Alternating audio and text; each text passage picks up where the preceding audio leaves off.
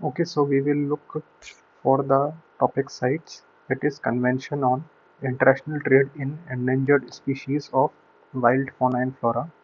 So first of all, it is an international agreement between governments. Agreement between governments, you have to remember, that aims to ensure that international trade in specimens of wild animals and plants, it includes both animals and plants, should not threaten their survival.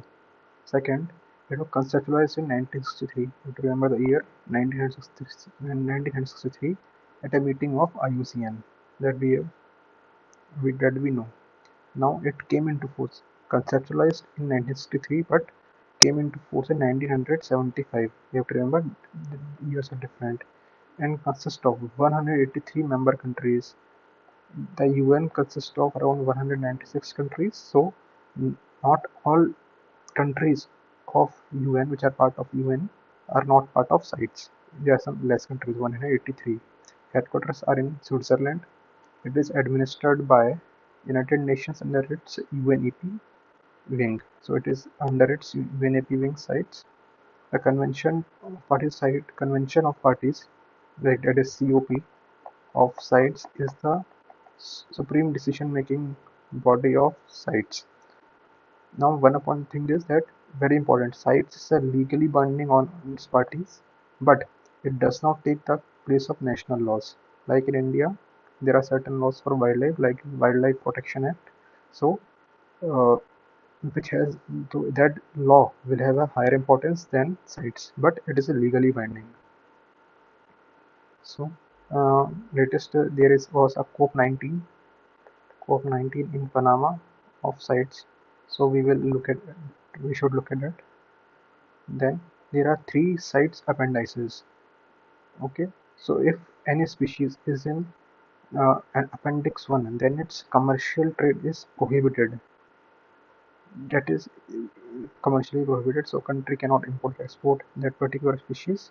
Permits are required for import and export, and trade are permitted just for research only. So it is an exception we have to look at for research purposes. Even if the species in appendix 1 we can import it, but only for research purposes. But now appendix 2 is there. Now the trade permits are obtained legally only if origin country ensures that its harvesting trade won't harm the species' chance of survival. So permits are required when it is in appendix 2, but the monitoring is required according to CITES. Now there is appendix 3. They are protected, the species that are protected in at least one country. If a species is protected, then we put that in appendix 3.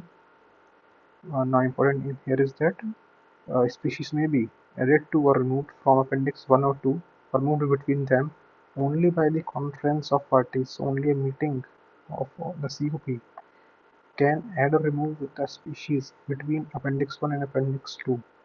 But if we have to add or remove something in appendix 3, that can be done by any party unilaterally. So you remember this important thing with this important rule with respect to appendix 3 of CITES.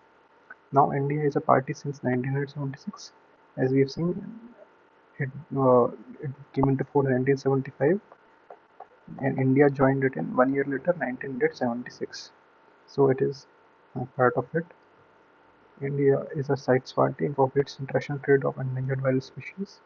So India has placed several measures, like we know there are several laws.